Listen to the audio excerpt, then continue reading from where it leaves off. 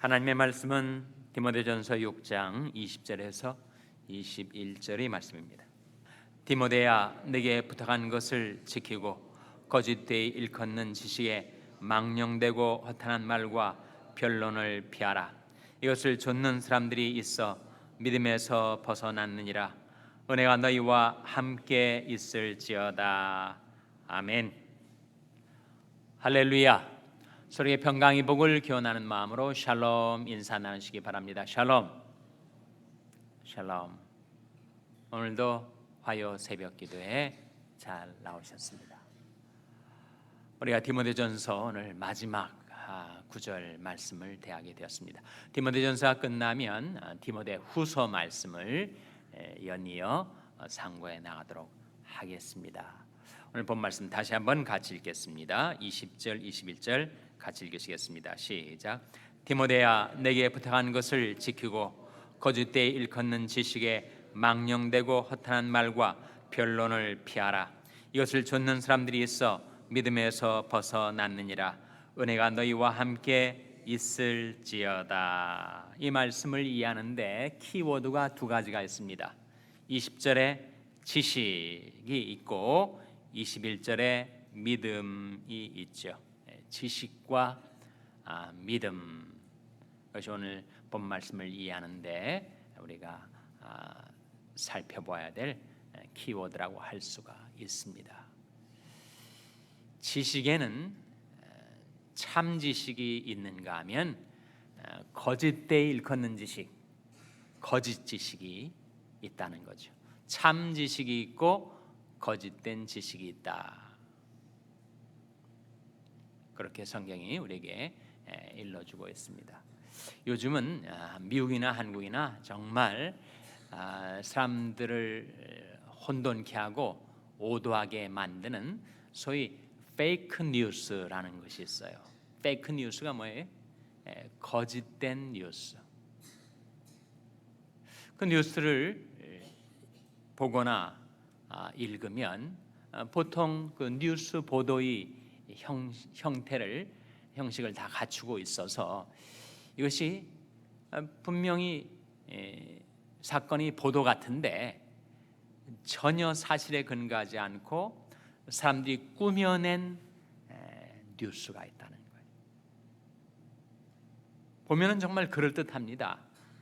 사진 기사의 형태도 다 사진도 나와 있고 또 기사도 정말 어느 기자가 육하원칙에 근거해서 사실 보도를 하는 것 같은데 말짱 거짓말, 페이크 뉴스, 거짓된 보도가 사람들을 혼미케 하고 있습니다. 미국도 그렇고 한국도 그렇고 세계적인 현상 중에 하나가 아닌가. 근데 그것을 또 잘못 오용하는 사례들이 또 있습니다.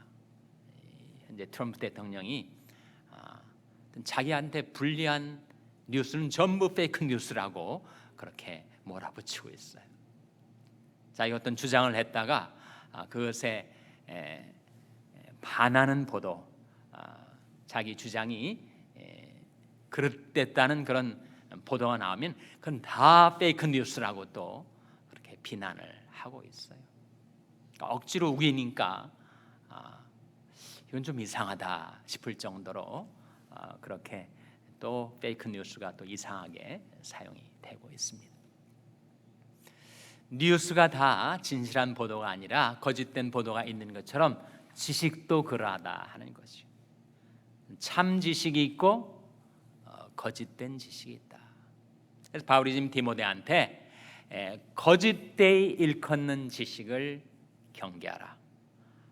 지식이라고 하는 이름은 있지만 그것이 사실이 아니고 진실이 아니고 진리가 아닌 허탄한 지식, 허망한 지식에 미혹되지 말라, 오도되지 말라. 만일 그렇게 거짓된 지식에 오도되면 어떻게 되는가? 믿음에서 떠나게 된다. 20절, 21절에 보시면 거짓되이 일컫는 지식, 그것을 좇는 사람들이 있다는 거죠. 21절에 이것을 좇는 사람들이 있어 어디에서 벗어났다고 했습니까?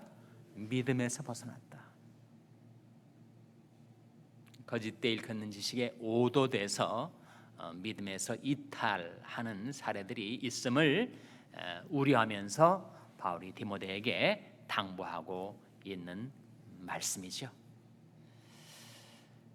물론 역사적으로 초대교회에 이 거짓되이 일컫는 지식은 소위 말하는 영지를 가리킵니다.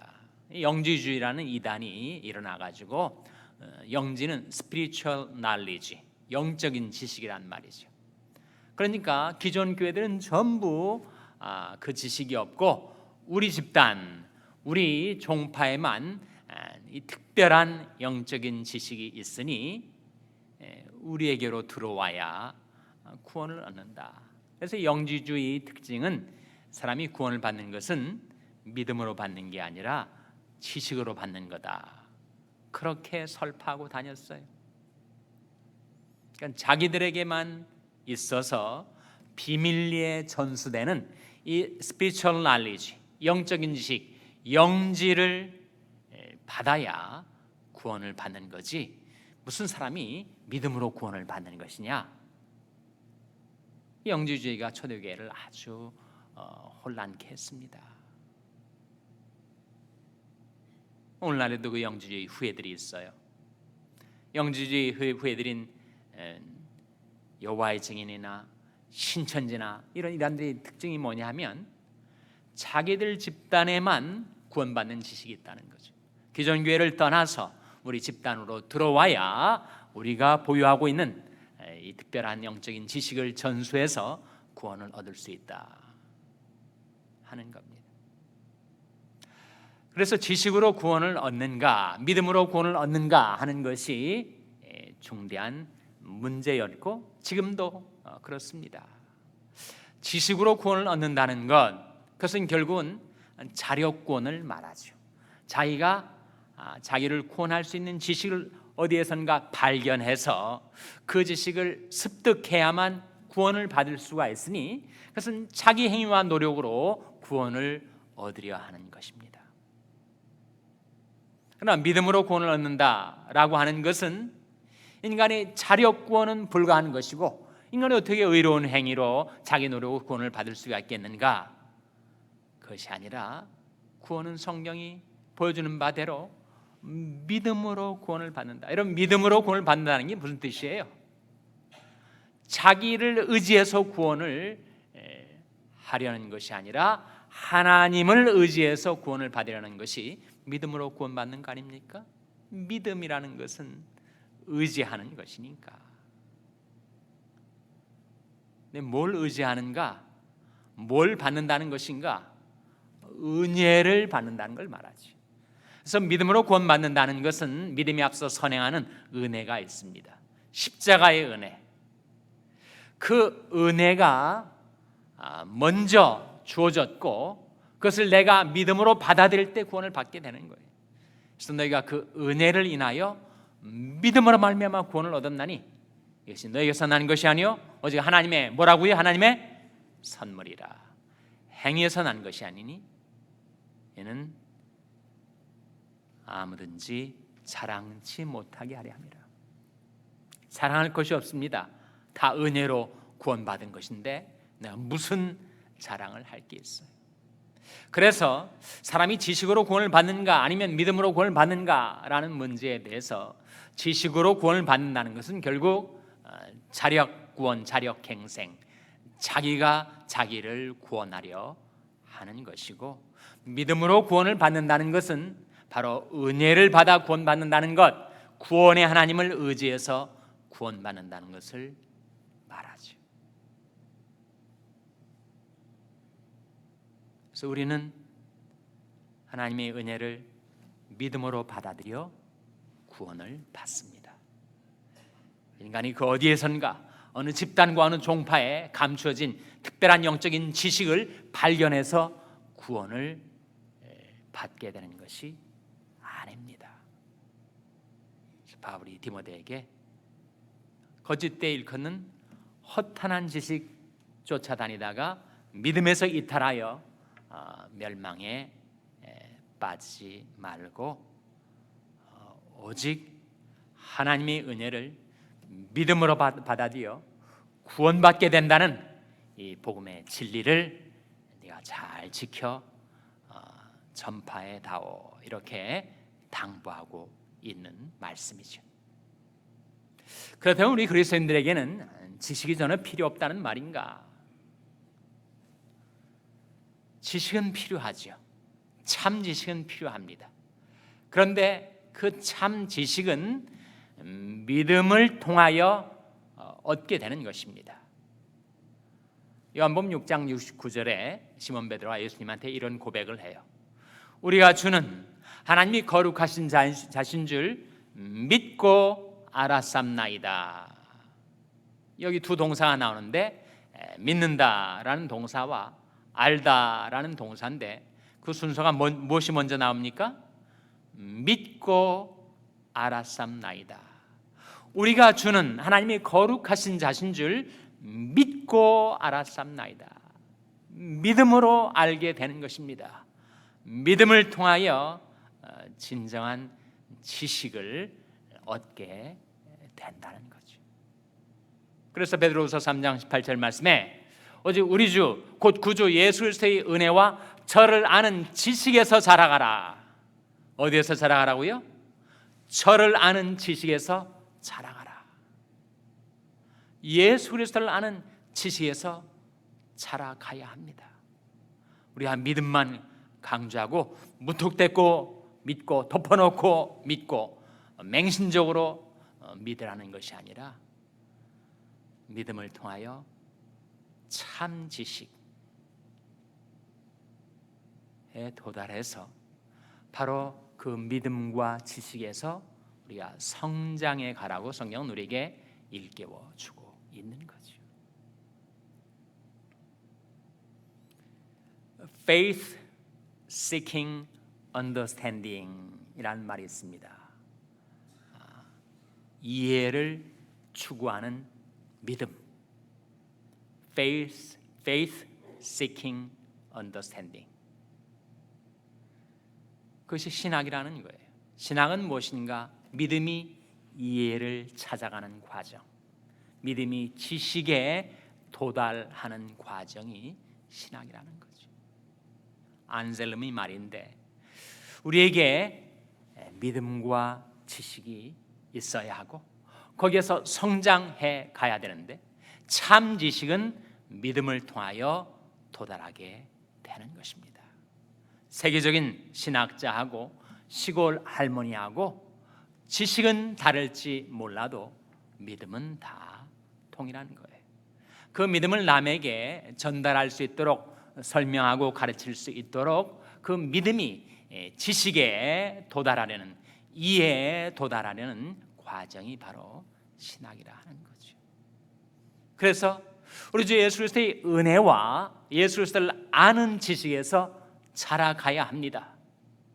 그러므로 우리가 여호와를 알자, 힘써 여호와를 알자, 하나님을 아는 지식에서 자라가야 돼요.